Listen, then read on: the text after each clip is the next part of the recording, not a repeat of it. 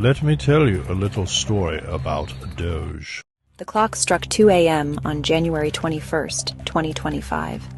In Treasury's basement, fluorescent lights hummed above four young coders. Their screens cast blue light across government-issued desks, illuminating energy drink cans and agency badges. As their algorithms crawled through decades of payment data, one number kept growing: $17 billion in redundant programs. And counting. Edward Corristein's code had already mapped 3 subsystems.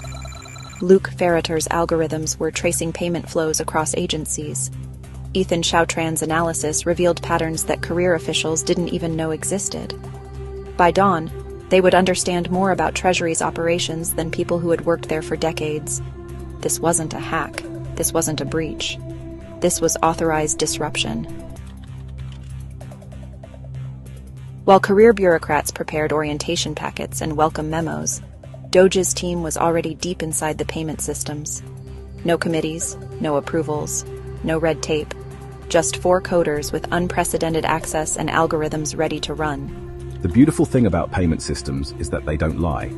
You can spin policy all day long, but money leaves a trail.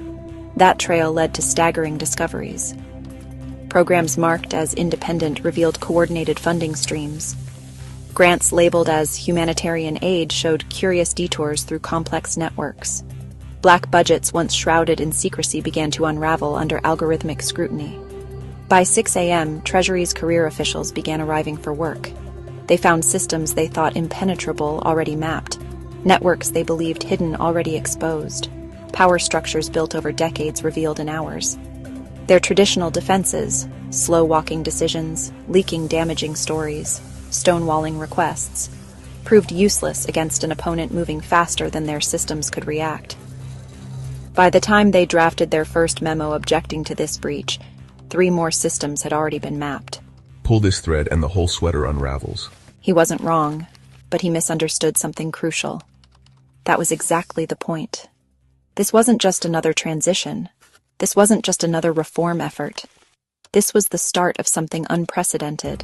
A revolution powered by preparation, presidential will, and technological precision. The storm had arrived, and Treasury was just the beginning. For decades, this principle, articulated by conservative strategist Troop Hemingway, remained more theory than practice. Previous administrations spent months, even years, trying to staff key positions. Trump's first term saw barely 100 political appointees confirmed by February 2017. Every delay meant another victory for the permanent bureaucracy. But this time was different. While media focused on campaign rallies and political theater, a quiet army was being assembled. In offices across D.C., veteran strategists mapped the administrative state's pressure points. Think tanks developed action plans for every agency. Policy institutes trained rapid deployment teams. Former appointees shared battlefield intelligence from previous administrations' failures. By Inauguration Day, over 1,000 pre-vetted personnel stood ready, each armed with clear objectives, mapped legal authorities, and direct lines to support networks. This wasn't just staffing, it was a battle plan decades in the making. This is the new normal. He's having the time of his life. We've done more in 2 weeks than others did in years. The secret wasn't just speed, it was precision. Instead of waiting for Senate confirmations, the transition team prioritized non-Senate confirmed positions. While Democrats prepared for traditional confirmation battles over cabinet posts, an army of aligned personnel was already moving into place. Strategic positions were identified. Legal authorities were mapped. Support networks were established. We don't have a lot of time. 4 years is a lot of time in political life, but it's not a long time in real life. This urgency drove innovation. When DOGE's young coders breached Treasury's payment systems, pre-positioned legal teams neutralized resistance within hours. When career officials tried revoking system access, they discovered DOGE's authority came from levels they couldn't challenge. When leaks surfaced, rapid response units fed counter-narratives to alternative media almost instantly. When you look at the people surrounding the president, we're trying to make it sort of easy for him to do what he wants to do in government. When you have the entire team firing on all cylinders, you can get a lot done. The permanent bureaucracy never saw it coming. They were prepared for resistance. They were ready for protests. They had plans for leaks and legal challenges, but they had no defense against an opponent who had spent years preparing for this moment. This wasn't just about filling seats. It was about building a machine designed to transform American governance. Every position mattered. Every appointment carried weight. And behind it all stood a president counting down not years or months, but weeks and days, driving his team forward with relentless energy. The foundation was set, and the revolution was just beginning. USAID fell next. No midnight raids this time. No secret algorithms, just a simple memo on agency letterhead. Pursuant to executive authority. Career officials panicked, and for good reason. Created by executive order in 1961, USAID could be dissolved with a single presidential signature. No congressional approval needed. No court challenges possible. Just one pen stroke, and 6 decades of carefully constructed financial networks would face sunlight. Pull this thread, and a lot of sweaters start unraveling. The resistance was immediate and telling. Career officials who had barely blinked at Treasury's exposure now worked through weekends to block DOGE's access. Democratic senators who had ignored other moves suddenly demanded emergency hearings. Former USAID officials flooded media outlets with warnings about institutional knowledge loss and diplomatic catastrophe. But their traditional defenses crumbled against DOGE's new playbook. While bureaucrats drafted memos about proper procedures, the young coders were already mapping payment flows. While senators scheduled hearings, pre-positioned personnel were implementing new transparency protocols. While media allies prepared hit pieces, DOGE's algorithms exposed decades of questionable transactions. The scale was breathtaking. EPA climate initiatives, not just mapped, found unauthorized programs in 47 states. Education's DEI maze, not just exposed, revealed coordination across 1,200 programs. Intelligence community black budgets, not just traced, uncovered patterns hidden for 30 years. The administrative state runs on 2 things: control of information and money flows. We're not just exposing their networks, we're rewriting their DNA. The cracks began showing in unexpected places. A career EPA director, tears streaming. Everything we built. A USAID veteran, hands shaking, they're inside all of it. A Treasury lifer, closing his office. They move faster than we can think. Across Washington, officials who had weathered every reform since Reagan began quietly updating LinkedIn profiles. A deputy director, open to opportunities. An agency chief, exploring new challenges. A bureau head, time for change. DOGE's algorithms weren't just programs, they were archaeology tools, excavating decades of buried networks. Each data point connected to another. Each discovery revealed new targets. Each pattern exposed larger systems. It's beautiful, like watching a galaxy map itself. For the permanent bureaucracy, this wasn't just change. It was an extinction-level event. Their power came from controlling who got paid, when they got paid, and what they got paid for. Now those controls were evaporating like dawn burning away darkness. The pattern was devastating in its simplicity. Map the money flows, deploy aligned personnel, expose the networks, restructure the systems. By the time bureaucrats drafted objections to one breach, 3 more had already occurred.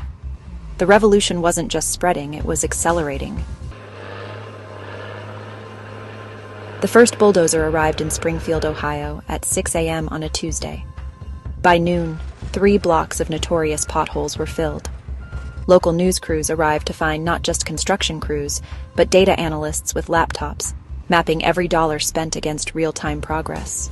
This wasn't just road repair. This was revolution in action.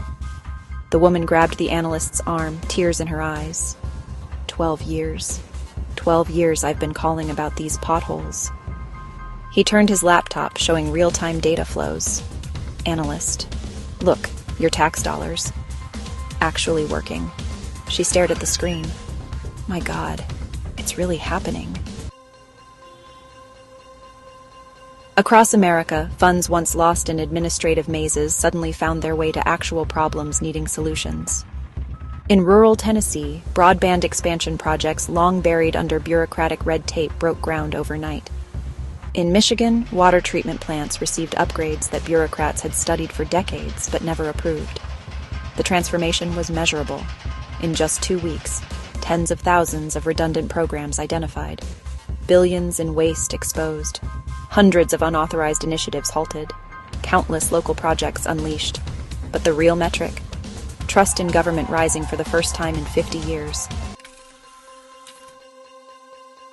The revolution spread with surgical precision. Real-time tracking replaced quarterly reports. Algorithmic oversight replaced review boards. Local solutions replaced federal mandates. Results replaced process. Vance. He's done more in 2 weeks than Biden did in 4 years and Obama did in 8. But this isn't just about speed. This isn't just about tech. This isn't just about personnel. It's all three, perfectly aligned. For ordinary Americans, the impact was undeniable. Roads repaired, schools revitalized, water purified. But more importantly, something else was being restored: trust. For the first time in generations, people saw their government not as an obstacle, but as a tool for positive change. The sun rises early in Washington. On this morning, its first rays caught the classical columns of the Treasury building, casting long shadows across streets still quiet.